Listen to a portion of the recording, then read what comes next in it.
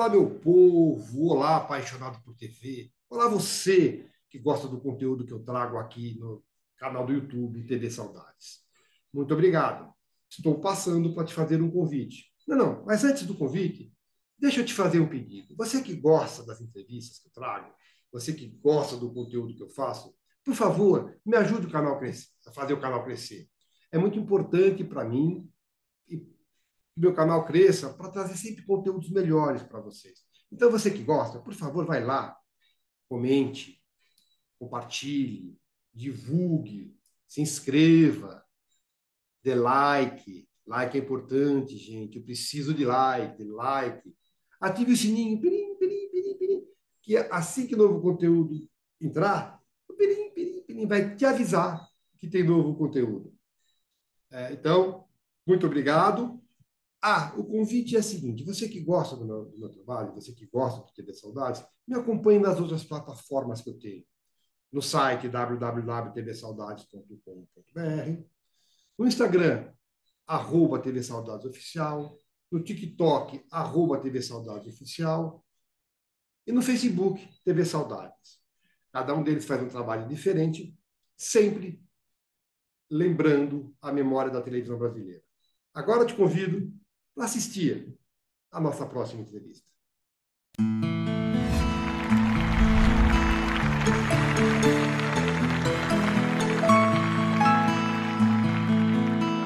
Você já fez cinema? Eu fiz agora, eu fiz muito pouco cinema na minha carreira. Eu fiz esse filme do Gato Galáctico, o segundo filme dele, eu fiz uma participação fazendo o avô do menino, mas cinema fiz participações numa trilogia do Chico Xavier, que eu faço um obsedado, num filme sobre o plano cruzado, eu faço um diretor de faculdade, um reitor de uma faculdade. Fiz muito pouco, mas fiz cinema. Sim. Você gosta da linguagem? Adoro. Eu nunca tinha feito.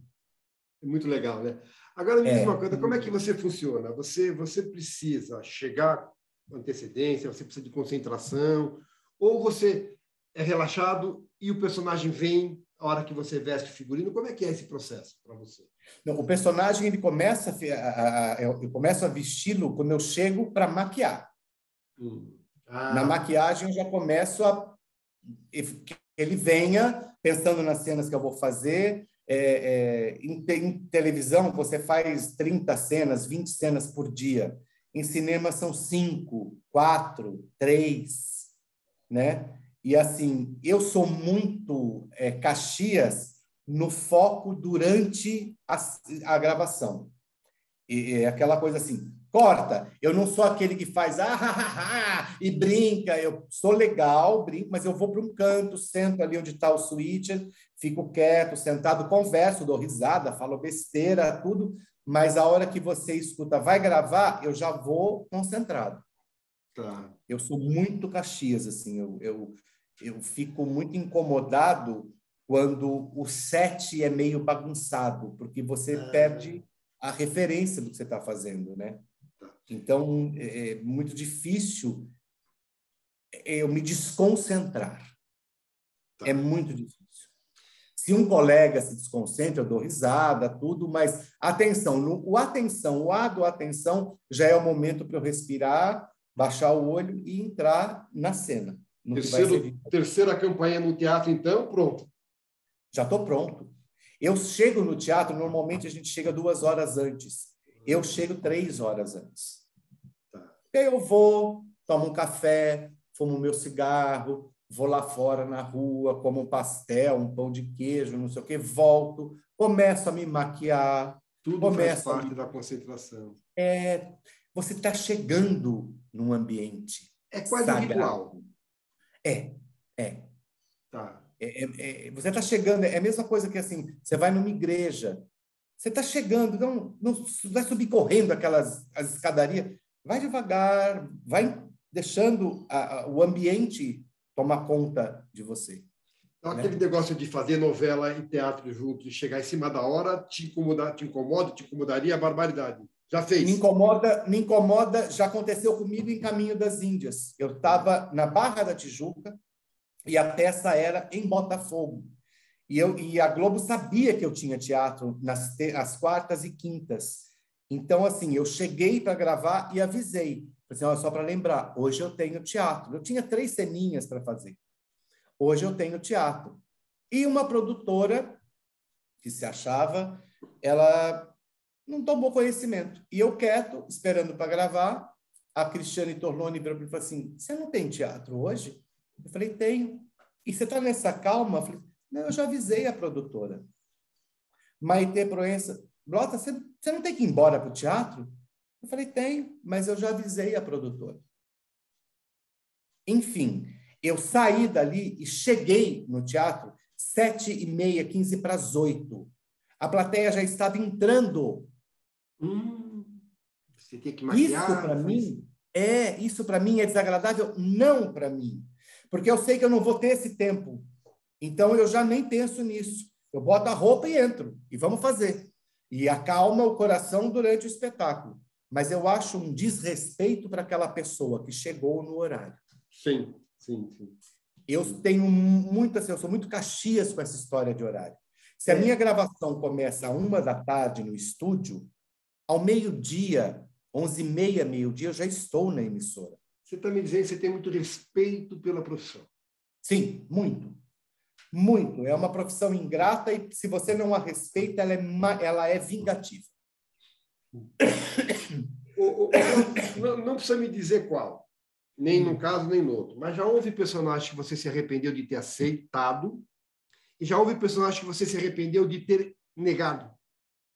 De ter negado nunca e de ter aceitado também nunca. Porque foi aquilo que eu falei para você. Aquele personagem pode não ser um grande personagem. Não existe grandes personagens numa obra. Todos têm a sua importância. Claro. Mas naquele momento eu estava, por exemplo, numa peça que eu fiz no ano que minha mãe morreu, 92.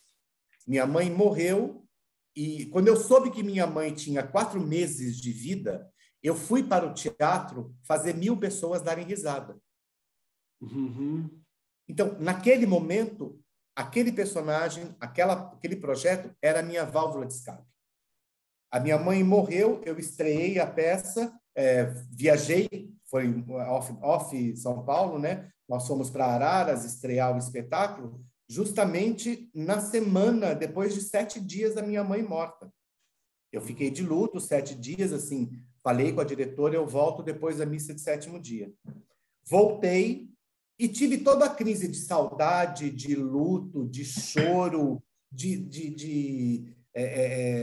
desespero dentro de um quarto de hotel. Indo de ônibus para a cidade fazer. Então, assim, eu nunca me arrependi de ter dito não e aprendi a dizer não e nunca me arrependi de ter dito sim. Pode ser que aquele projeto não foi maravilhoso, mas para mim, naquele momento da minha vida, ele serviu para alguma coisa. Entendi.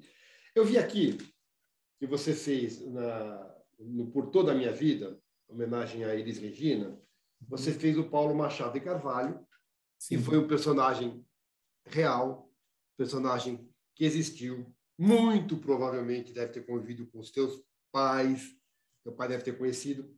Pergunta que eu faço. Foi o único personagem que existiu que você fez?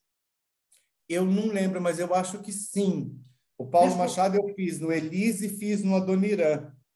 Ah, você fez no Adoniran também? Adoniran Barbosa também. Em toda a minha vida, no Por Toda a Minha Vida. Do Por Toda a Minha Vida, da vida do Adoniran Barbosa. Responsabilidade é maior quando você interpreta quando você traz para a ficção um personagem real. Você acha que a responsabilidade como intérprete é maior? Claro, porque você não pode ser uma caricatura. Ainda que seja um recorte, né? É sempre um recorte da... Exato. Eu não posso ser uma caricatura. Eu lembro que quando me chamaram para fazer o Paulo Machado de Carvalho, naquela semana ele deu uma entrevista no Jô. Acho que o filho dele deve ter dado, eu não lembro se era ele ou se o filho dele. E eu fiquei parado assistindo para ver como ele... E era um cara alegre, era um cara interessante, ele era dono de uma emissora, ele dirigia a Record, ele tomava conta de tudo aquilo, ele não tinha prepotência nenhuma. E aí, lógico, foi na minha pesquisa que era meu pai. Eu morava com ele, eu falei, pai, como é que era o Paulinho Machado de Carvalho, o Paulo Machado de Carvalho? Ele falou, por quê? Porque eu nunca vou fazer ele na televisão. Ele catou o telefone e ligou. Paulinho, O sabia que meu filho. filho vai fazer... O filho. Paulinho, sabia que meu filho vai fazer teu pai na televisão? Fala aqui com ele. Então, E poxa, ajudou, foi ajudou, porque eu escuto coisas de um filho que meu pai sempre foi dentro da televisão. Muita gente tentou puxar o tapete dele, mas ele não deixou que isso abatesse ou que fizesse com que ele fosse arrogante. Ele era muito certo no que ele sabia. Ele era um visionário, como o tio Blota Júnior também era um visionário. Teu pai tem uma história Assim, importante que eu lembro, que ele, quando o Pelé fez o 1000º gol, ele foi o primeiro repórter a entrar no, né? Foi.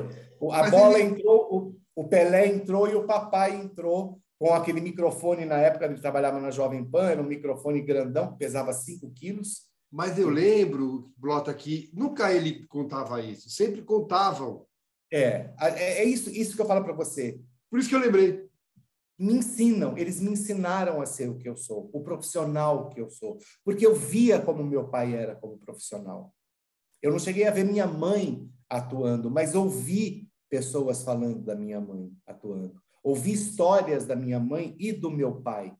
Meu pai foi um homem que saiu dessa cidade, que quando era pequeno, na casinha que eles moravam, tinha algumas vaquinhas que eram de tirar o leite para eles poderem beber. 4 horas da manhã, no inverno, meu pai levantava e botava as vacas para o pasto, voltava para o curral, deitava aonde elas estavam, porque estava quente da noite, que elas dormiram ali, e colocava os pés dentro do esterco, do cocô da vaca que estava quente, para poder esquentar o pé. Então, você tem... Essa foi a maior herança que meus pais me deixaram.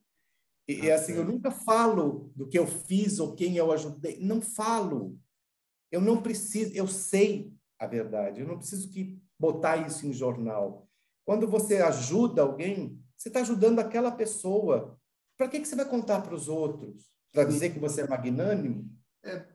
Justamente porque Essa vaidade eu soube dessa história do Pelé, ouvindo outros colegas contarem, eu não lembro de ter ouvido o GB, né, como ele era chamado. Papai nunca contou, papai nunca falou. Eu lembro que até está na casa do meu sobrinho, no filho da minha irmã, que teve uma página dupla de um jornal, onde o slogan era: a bola estava com Pelé. 1000 gols, a bola estava com Pelé. E um microfone com Geraldo Blota. Agora, Blota, a gente falou do Paulo Machado de Carvalho, mas eu acho, por exemplo, que principalmente teu tio, o Blota Júnior foi muito grande na televisão. As pessoas não lembram, né? As pessoas mais novas não lembram, mas o Blota Júnior e a esposa dele, Sônia Ribeiro, foram muito grandes, mas o Blota foi muito grande. O Blota merecia uma minissérie, ou pelo menos estar na história de alguém que, né? Você não tem vontade de fazer o Blota Júnior? Tem um livro que chama Blota Júnior, A Elegância no Ar, que conta desde quando ele saiu, dele aqui em Ribeirão Bonito, até quando ele saiu e virou... Ele era o mais velho dos irmãos, né? Era o mais velho, era o irmão mais velho.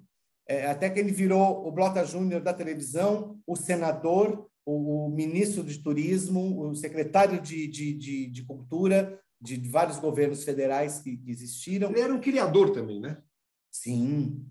Ele era, assim, meu tio, ele foi, de todos, eu acho que ele foi o único que se formou em Direito na Faculdade de São Francisco, São Paulo.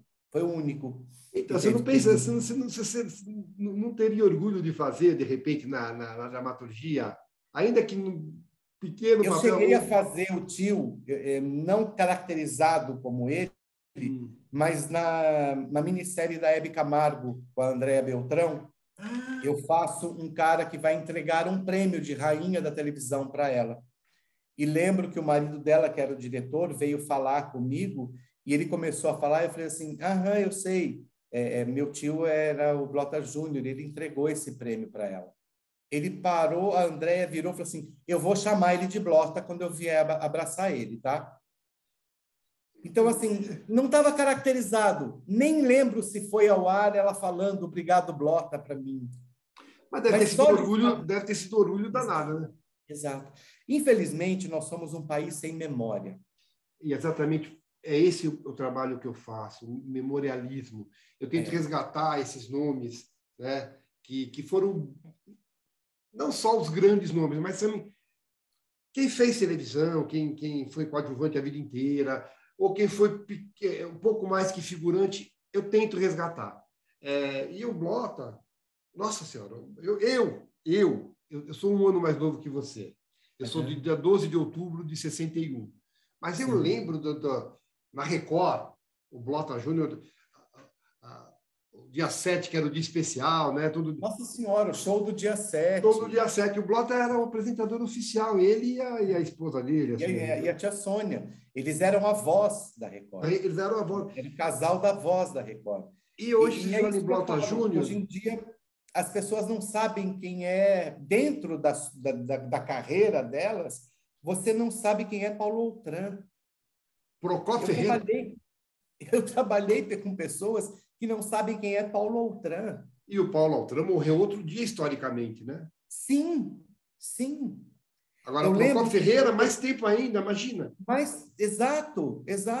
Eu lembro quando eu estava fazendo Malhação, tinha um menino, o Guilherme, ele era muito focado e queria saber e vinha conversar comigo. Quando ele ficou sabendo, ele vinha fazer, mas você conheceu? Eu falei, não conheci. Eu li a respeito, tem biografias, eu gosto muito de biografias de pessoas, né? Porque sempre fica no nosso arquivo, porque eu nunca sei quando eu vou precisar de algum detalhe daquela pessoa para fazer uma outra personagem.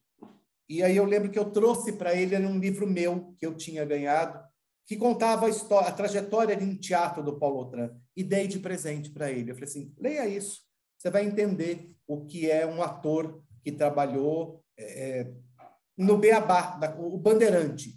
Eu acho que esses atores, Lima Duarte, Laura Cardoso, Paulo Gracindo, o Chico Anísio, eles são bandeirantes, eles abriram a estrada para que a minha geração pudesse passar. E a minha geração... Até a geração anteriores a você. Sim, elas vão passar. Eu só espero que elas tenham a mesma gratidão por aquela estrada, por esse caminho que foi arduamente feito, trilhado por eles.